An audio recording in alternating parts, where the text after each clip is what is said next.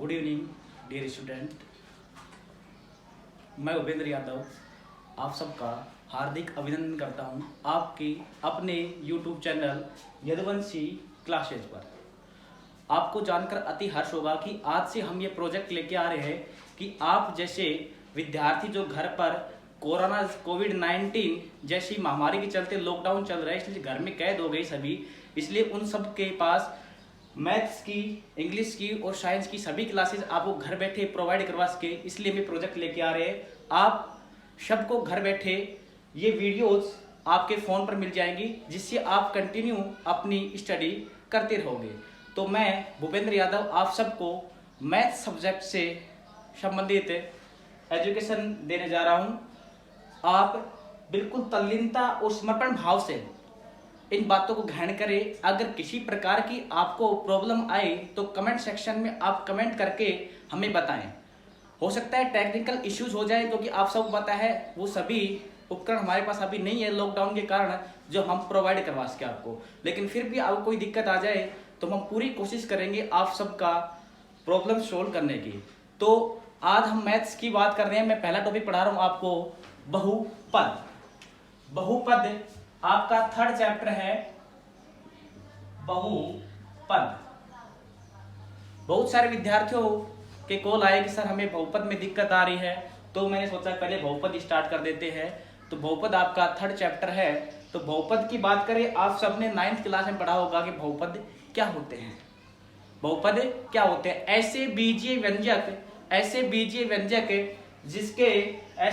व्यंजक जिसमें दो या उससे ज्यादा पद हो, वो क्या होता है? बहुपद होता है। बहुपद की बात करने से पहले आप सबको एक बात पता होगी, एक पदीय व्यंजक होता है जिसमें केवल एक पद होता है। ये सभी 9th क्लास में पढ़ा है। फिर आता है द्विपदीय जिसमें दो पद होते हैं। फिर त्रिपदीय जिसमें 3 पद होते हैं। और ऐसा बीजीय व्यंजक जिसमें दो या दो से ज्यादा पद हो, वो क्या कहलाता है? बहुपद कहलाता है।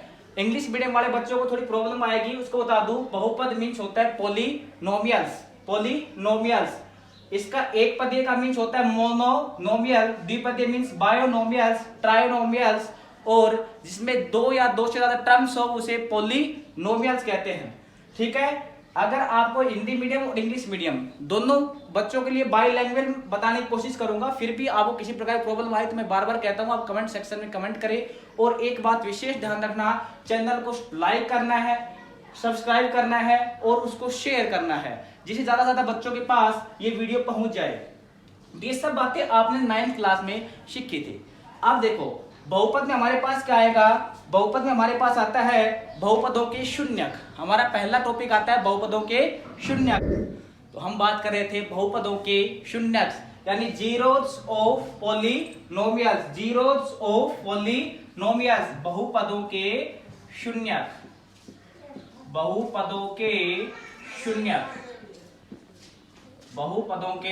शून्यक। शून्यक कैसे निकालते हैं? पहला टॉपिक अपना ये आता है 10th क्लास में। तो बेटा ध्यान रखो, शून्यक निकालने के लिए हमारे पास हमें फैक्टर करने आने चाहिए, यानी गुणनखंड करने आने चाहिए बीजीय व्यंजकों के। तो हम उससे क्या कर पाएंगे? जीरोस निकाल पाएंगे। तो अपने पास जो अपना क्वेश्चन है 3.1 स्टार्ट कर रहे हैं हम। 3.1 का फर्स्ट क्वेश्चन नंबर फर्स्ट है कि निम्न द्विघात बहुपदों के शून्यक ज्ञात कीजिए और शून्यकों तथा गुणांकों के बीच संबंध की सत्यता की जांच कीजिए। तो सत्यता की जांच करनी है। और इस क्वेश्चन फर्स्ट क्वेश्चन आपके पास है 4x स्क्वायर प्लस 8x। इसमें हमें क्या निकालने? इसके शून्यक निकालने हैं। और इन दोनों के बीच, उन शून्यकों के बीच जो संबंध होता है वो आपको आगे बताऊंगा मैं क्या संबंध होता है, उस संबंध को सत्यापित भी करना है। तो देखो बेटा अपने पास क्या बीजीय व्यंजक दे रखा है, क्या बहुपद दे रखा है? 4x square plus 8x। तो हमारे पास यहाँ पर अचर पद क्या है? x है अचर पद। तो इस बहुपद में बेटा, इस पॉलिनोमियल में चर पद क्या है बेटा? x है, यानी वेरिएबल क्या बेटा यहाँ पे x है। और कांस्टेंट क्या है यहाँ पे बेटा, कांस्टेंट यहाँ पे कुछ भी नहीं है। तो वेरिएबल टर्म कौन कौन सी होगी इसकी, 4x² और 8x। यहाँ पे इसकी कांस्टेंट टर्म नहीं दे रखी है, यानी इसका अचर पद नहीं दे रखा है। तो अचर पद नहीं दे रखा है, इसका मतलब अचर पद क्या है यहाँ पे, 0 है। तो बेटा यहाँ पे ये ax² plus bx plus c form में नहीं है। तो बेटा क्या करेंगे यहाँ पे देखो, इन दोनों में, इन दोनों पदों में, इन दोनों टर्म्स में क्या कॉमन आ रहा है बेटा, यहाँ पे 4x कॉमन आ रहा है। तो 4x कॉमन लिया बेटा यहाँ से, तो 4x कॉमन लिया बेटा यहाँ से, तो क्या रिमेन करेगा यहाँ पे, क्या बचेगा, x प्लस 4 2 जा 8, 4 2 जा 8 यानी 2 आ गया बेटा, और x बाहर हमने ले लिया तो क्या आ गया, x प्लस 2। कॉमन का मतलब क्या होता है बेटा, जो चीज हम कॉमन लेते हैं उससे उस पूरे को डिवाइड कर दे, तो जो बचेगा वो क्या आ जाएगा अपने पास, उसे कॉमन लिया पार्ट के बाद जो बचता है वही बचता है। जैसे 4x कॉमन लिया हमने यहाँ पे, तो 4x से इस टर्म को डिवाइड किया तो x से x कैंसिल हो गया, तो 1x बच गया बेटा अपने पास, और 4 से 4 तो x आ गया। यहाँ बेटा x से x कैंसिल हो गया, और 4 2 जा 8 यानी x प्लस 2 आ गया। तो 4x और x प्लस 2 ये क्या आ गए बेटा, इसके गुणनखंड आ गए। तो इसके दो गुणनखंड कौन कौन से आए, 4x और x प्लस, तो बेटा इसके दो गुणनखंड कौन कौन से आ गए, 4x और x प्लस 2। अब इसके शून्य निकालने बेटा, तो शून्य क्या होता है, पहली बात ही होती है, शून्य क्या होता है बेटा, शून्य यानी वेरिएबल टर्म्स का वो वैल्यू, वेरिएबल टर्म्स की वो वैल्यू कि जिसके ऊपर पूरे पॉलिनोमियल की वैल्यू क्या हो जाए, 0 हो जाए। वेरिएबल टर्म्स की वो वैल्यू जिसके ऊपर पूरे पॉलिनोमियल की वैल्यू क्या हो जाए, 0 हो जाए, वो क्या होता है, उसका 0 यानी शून्य होता है। यानी बहुपद के चर पद का वह मान, बहुपद के चर पद का वह मान जिसके ऊपर बहुपद के पूरे का मान क्या हो जाए बेटा, 0 हो जाए, वो उसका क्या होता है, शून्य होता है। तो यहाँ पे शून्य के लिए बेटा, शून्य के लिए बेटा क्या हो जाएगा, यहाँ पे 4x plus 2 is equal to 0, यानी इसकी वैल्यू 0 हो जाएगी। अब यहाँ पे देखो बेटा, ये 2 पार्ट है, इसके दो गुणनखंड है 4x और x प्लस 2, तो इन दोनों में से बेटा या तो 4x की वैल्यू 0 है या x प्लस 2 की वैल्यू 0 है, तभी तो ये 0 आएगा यहाँ पे इसके इक्वल में, क्योंकि इनमें से एक नंबर कोई 0 होगा तभी यहाँ पे 0 आएगा, क्योंकि 0 को किसी से भी मल्टीप्लाई करते हैं तो आंसर में क्या आता है, 0।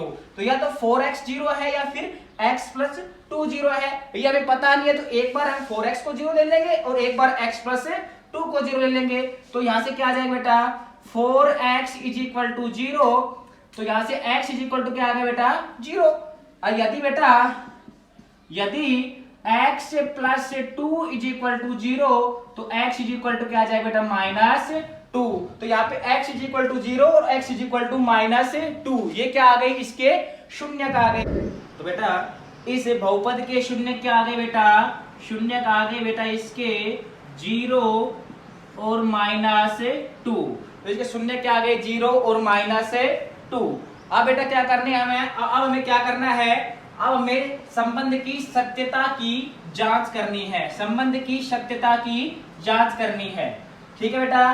तो आप ध्यान रखना बेटा, इनमें दो संबंध होते हैं, क्या क्या, वो ध्यान देखो बेटा इधर, कि शून्यकों का योग यानी सम ऑफ जीरोस, शून्यकों का योग। तो बेटा अल्फा और बीटा से मैं यहाँ पे डिनोट करूंगा किसको, शून्यकों को। अल्फा का मीन्स यानी पहले वाला शून्यक और बीटा का मीन्स दूसरे वाला शून्यक। तो अल्फा और बीटा से मैं इसको डिनोट करूंगा, तो शून्यकों का योग यानी बेटा alpha plus beta is equal to क्या होता है बेटा, माइनस बी अपॉन ए। अब माइनस बी अपॉन ए, ये माइनस फॉर्मूले में बेटा सूत्र में है, और बी अपॉन ए। अब यहाँ पे बी और ए क्या है, तो बेटा ध्यान से देखो बेटा, हमारे पास बहुपद इस प्रकार से होता है, A X square plus B X plus C is equal to 0। तो जो एक्स स्क्वेयर का कोफिशिएंट होता है, एक्स स्क्वेयर का गुणांक होता है, वो ए होता है, और एक्स का गुणांक क्या होता है, बी होता है, और जो कांस्टेंट है, जो बेटा चर पद, जो अचर पद है, वो यहाँ पे क्या है बेटा, सी है। तो यहाँ पे बी मतलब क्या होगा बेटा, एक्स का गुणांक, और ए का मतलब क्या हो गया, एक्स स्क्वेयर का गुणांक। तो माइनस एक्स का गुणांक अपॉन एक्स स्क्वेयर का गुणांक, यानी कि क्या होगा बेटा, शून्यकों का योग is equal to minus x का गुणांक बटे एक्स स्क्वायर का गुणांक। अब बेटा एक संबंध और होता है, वो क्या होता है बेटा, शून्यकों का गुणनफल इज इक्वल टू, तो शून्य क्या क्या होते बेटा, अल्फा इंटू बीटा, यानी गुणनफल आ गया, इनका प्रोडक्ट आ गया alpha into beta is equal to C upon A, यानी कि constant term upon coefficient of X square, यानी कि जो बेटा चर पद है वो और उसके अपोर में क्या आएगा बेटा, एक्स स्क्वायर का गुणांक। तो ये दो संबंध होते हैं बेटा, शून्यकों और उनके बहुपद के गुणांकों के मध्य दो संबंध होते हैं। शून्यकों का योग alpha plus beta is equal to minus x का गुणांक बटे एक्स स्क्वायर का गुणांक, और शून्यकों का गुणनफल is equal to alpha into beta is equal to C upon A. अब यहाँ पे अपने शून्य क्या आए थे बेटा, इनको सत्यापित करना है। शून्य क्या क्या आए थे बेटा, 0 माइनस 2। तो देखो बेटा अल्फा की वैल्यू क्या है 0 और बीटा की वैल्यू क्या है बेटा प्लस, बीटा की वैल्यू क्या है -2। ठीक है, अपने पास बहुपद क्या था बेटा, स्टार्टिंग में बहुपद क्या था अपने पास बेटा 4x स्क्वायर प्लस 8x, ये अपना बहुपद था 4x स्क्वायर प्लस 8x। ठीक है, तो यहाँ पे माइनस एक्स का गुणांक, तो माइनस सूत्र में बेटा, और एक्स का गुणांक क्या है, देखो बेटा एक्स का गुणांक क्या है 8 है, कितना है 8 है, तो -8 बटे एक्स स्क्वायर का गुणांक, एक्स स्क्वायर गुणांक क्या है बेटा 4 है 4। इधर देखो बेटा इसका एलएचएस देखो बेटा 0 प्लस -2 क्या आ गया बेटा -2 इज इक्वल टू, ये देखो बेटा 4 एकम 4, 4 दूनी 8, तो इज इक्वल टू -2, यानी इसका LHS और RHS क्या आ गया बराबर आ गया। अतः क्या हो गया बेटा, सत्यापित हो गया कि alpha plus beta is equal to क्या होता है -b अपॉन a। तो ये क्या हो गया बेटा सत्यापित। अब देखो बेटा, अब इसकी दूसरे पे आते बेटा शून्यकों का गुणनफल। तो शून्य कौन कौन से आए थे, अल्फा की वैल्यू क्या है 0, बीटा की वैल्यू क्या बेटा -2 is equal to c constant क्या बेटा, यहाँ पे देखो ये बहुपद बना, ये रहा 4x square plus 8x plus कुछ है ही नहीं, यानी नहीं है, तो इसका मतलब क्या है बेटा c क्या है यहाँ पे 0 है, तो यहाँ c की वैल्यू क्या हो जाएगी 0, और a की वैल्यू क्या है बेटा यहाँ पे 4 है, तो 0/4, तो 0 को किसी भी संख्या से गुणा करते बेटा क्या आता है 0, और 0 में जब किसी का भी भाग देते बेटा क्या आता है 0 आता है, तो 0 इज इक्वल टू 0। तो यहाँ पे बेटा LHS और RHS दोनों की वैल्यू इक्वल आ गई, यानी कि इसका ये भी प्रूव हो रहा है कि शून्यकों का गुणनफल इज इक्वल टू क्या होता है C अपॉन A। अतः ये भी आपकी सत्यापित हो गई है। तो बेटा ये आपका फर्स्ट क्वेश्चन कंप्लीट हो गया है। बेटा फर्स्ट क्वेश्चन हमने कर लिया, फर्स्ट का फर्स्ट। अब फर्स्ट का चौथा क्वेश्चन करवा रहा हूं बेटा मैं, ठीक है। उसके बाद आपके जो क्वेश्चन सेकंड क्वेश्चन है, थर्ड क्वेश्चन है और सिक्स्थ क्वेश्चन है, उसको नेक्स्ट वीडियो में प्रोवाइड कराने की कोशिश करूंगा, क्योंकि बेटा उसकी वीडियो ज्यादा लंबी हो जाएगी, ठीक है। अब देखो बेटा एक्स स्क्वायर -15, तो बेटा यहाँ पे देखो ये बहुपद दे रखा है एक्स स्क्वायर -15, तो मैंने बताया था ये बहुपद भी ax square plus bx plus c form में नहीं है। तो यहाँ पे बेटा क्या करना पड़ेगा, कुछ और करना पड़ेगा, यानी कि इसके 2 पार्ट्स नहीं कर सकते, यहाँ पे x है ही नहीं, यहाँ पे c तो है और x स्क्वायर भी है लेकिन bx नहीं है। तो बेटा देखो यहाँ पे मैं इसको ऐसे राइट कर सकता हूँ ना, x का स्क्वायर माइनस √15 का स्क्वायर, कोई दिक्कत नहीं है। √15 का स्क्वायर क्या होता है बेटा 15 ही होता है, क्योंकि √15 इंटू √15 क्या होता है 15 होता है, तो √15 का स्क्वायर मैं इसको राइट कर सकता हूँ। अब बेटा आपने एक फॉर्मूला पढ़ा होगा कि a square minus b square is equal to क्या होता है a प्लस b और a माइनस b। ये फॉर्मूला होता है बेटा a square minus b square is equal to a plus b और a माइनस b।